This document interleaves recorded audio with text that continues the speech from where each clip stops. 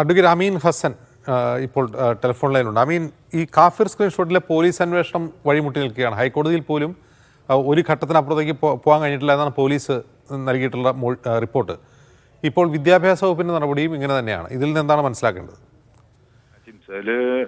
നേരത്തെ case register ചെയ്യുന്ന സാഹചര്യം തന്നെ കോടതിയുടെ ഇടപെടൽ മൂലമാണ് ഉണ്ടായിട്ടുള്ളത്. കേസ് പ്രതിപക്ഷ സംഘടനകളുടെ ആളുകളുടെ പേരിൽ രജിസ്റ്റർ ചെയ്ത് രാഷ്ട്രീയമായ ഒരു നേട്ടമുണ്ടാക്കാനുള്ള ശ്രമം നേരത്തെ സർക്കാർ നടത്തിയതിന്റെ അപ്പുറത്ത് ഇതിൽ യഥാർത്ഥ പ്രതികളിലേക്ക് ആരാണ് എന്ന് മനസ്സിലാക്കാനെങ്കിലും കഴിഞ്ഞത് കോടതിയുടെ ഇടപെടൽ ഉണ്ടായപ്പോൾ മാത്രമാണ്. യഥാർത്ഥത്തിൽ അതിൽ ആരോപണ വിധേയനായ നിരപരാധിയായിട്ടുള്ള ഒരു രാഷ്ട്രീയ പ്രവർത്തകന്റെ നിയമപരമായ ഇടപെടൽ മൂലമാണ് ഇതിൽ യഥാർത്ഥ പ്രതികളിലേക്ക് എത്തുന്ന ഒരു സാഹചര്യം ഉണ്ടായത്. അപ്പോൾ തന്നെ ഈ പ്രതികളെ സംരക്ഷിക്കാനുള്ള ബോധപൂർവമായ ഒരു ശ്രമം പോലീസിന്റെ ഭാഗത്തുനിന്നുണ്ട് എന്ന് സംശയിക്കാവുന്ന തരത്തിലുള്ള ഇടപെടലുകൾ മാത്രമേ പോലീസ് നടത്തിയിട്ടുള്ളൂ.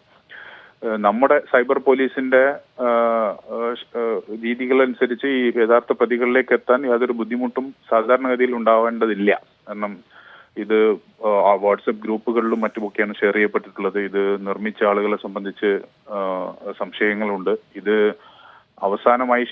ആദ്യമായി ഷെയർ ചെയ്ത ആളുകളിലേക്ക് എത്തിയാൽ പിന്നെ അത് അവരാണ് നിർമ്മിച്ചത് എന്ന പ്രിസംഷനിലേക്ക് എത്താവുന്നതേ ഉള്ളൂ. അല്ലെങ്കിൽ അവർക്കത് വിശദീകരിക്കാൻ കഴിയേണ്ടതാണ്. നിയമപരമായി തന്നെ അതങ്ങനെയാണ്.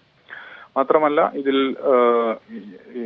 വാട്സപ്പ് മറ്റുമൊക്കെയുള്ള അതിന്റെ നോഡൽ ഏജൻസികൾക്ക് നിയമപരമായി തന്നെ ഇത് ഉറവിടം എന്താണ് എന്ന് സംബന്ധിച്ചുള്ള അന്വേഷണങ്ങൾ ശാസ്ത്രീയമായി നടത്താവുന്നതാണ് സൈബർ പോലീസിന്. പക്ഷെ അതൊന്നും തന്നെ പോലീസ് നടത്തി കാണുന്നില്ല. അത് വളരെ ബോധപൂർവമായി പ്രതികളെ സംരക്ഷിക്കാനുള്ള ഒരു ശ്രമമാണ് ഒന്നാമത്തേത്.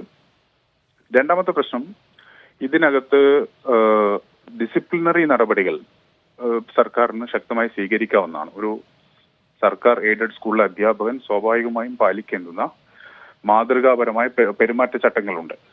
സമൂഹത്തിൽ വിഭാഗീയത സൃഷ്ടിക്കുന്ന തരത്തിലുള്ള ഇടപെടലുകൾ നടത്തുക, വർഗീയത സൃഷ്ടിക്കുന്ന തരത്തിലുള്ള ഇടപെടലുകൾ നടത്തുന്ന ആളുകൾക്കെതിരെ പ്രഥമ ദൃഷ്ട്യാ തെളിവുകളുണ്ടെങ്കിൽ തന്നെ ഡിസിപ്ലിനറി ആക്ഷൻ എന്ന് പറയുന്നത് പോലീസിന്റെ തെളിവുമായി യാതൊരു ബന്ധവുമില്ലാത്ത കാര്യമാണ്. ആ തരത്തിലുള്ള നടപടികൾ വിദ്യാഭ്യാസ വകുപ്പിന് സ്വീകരിക്കാവുന്നതാണ്. അതും വേണ്ടതില്ല എന്ന് തീരുമാനിക്കുന്നത് ഒരു രാഷ്ട്രീയ തീരുമാനമാണ്. അതിന്റെ അർത്ഥം സർക്കാരിന് കൂടി താല്പര്യമുള്ള ആളുകൾ, CPIM-ന്റെ തന്നെ ബോധപൂർവമായ ശ്രമത്തിന്റെ ഭാഗമായിട്ട് നടന്ന ഒരു പ്രചാരണമായിരുന്നു ഇത്. അതുകൊണ്ട് തന്നെ അവരതിനെ സംരക്ഷിക്കുന്നു എന്നുള്ളതാണ്.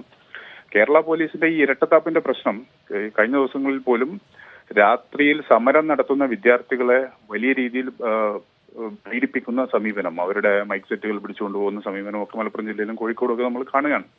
ഒരു വശത്ത് സർക്കാരിന് താല്പര്യമില്ലാത്ത സമരങ്ങളോ അല്ലെങ്കിൽ ജനകീയമായ പ്രക്ഷോഭങ്ങളെയൊക്കെ പോലീസ് അടിച്ചമർത്തുകയും മറുവശത്ത് ഇത്തരത്തിലുള്ള വർഗീയ പ്രചാരണങ്ങൾക്ക് സംരക്ഷണം നൽകുകയും ചെയ്യുന്ന ഒരു സമീപനം കേരള പോലീസ് സ്വീകരിച്ചു പോരുന്നുണ്ട്. അതിൽ അത്ഭുതമൊന്നുമില്ല. പക്ഷെ ഇത് കേരളത്തിന്റെ ഒരു പൊതുനന്മക്ക് ഒട്ടും ഗുണകരമായിട്ടുള്ള ഒരു സാഹചര്യമല്ല സൃഷ്ടിക്കുന്നത് എന്ന് മാത്രമല്ല, അത് നിയമപരമായി തന്നെ കേരളത്തിൽ വലിയ രീതിയിൽ ചർച്ച ചെയ്യപ്പെട്ട, കേരളത്തിൽ ഒരുപക്ഷെ വടകര പോലുള്ള വളരെ സെൻസിറ്റീവായ, കമ്മ്യൂണലി സെൻസിറ്റീവായ ഒരു പ്രദേശത്തെ വർഗീയമായ ചേരിതിരിവുണ്ടാക്കാൻ ശ്രമിച്ച ഒരു വലിയ അപകടത്തിലേക്ക് കേരളത്തെ കൊണ്ടുപോകുമായിരുന്ന ഒരു പ്രശ്നത്തിൽ പോലും കേരള പോലീസ് പ്രതികളെ സംരക്ഷിക്കുന്ന, എല്ലാവർക്കും അറിയാം ആരാണ് പ്രതികൾ എന്നുള്ളത്, പ്രതികളെ സംരക്ഷിക്കാനുള്ള വളരെ ബോധപൂർവമായ ശ്രമം രാഷ്ട്രീയ തീരുമാനത്തിന്റെ ഭാഗമായി പോലീസ് നടപ്പാക്കുന്നു എന്നതാണ് ഇതിൽ നിന്ന് നമുക്ക് വ്യക്തമാകുന്നത്.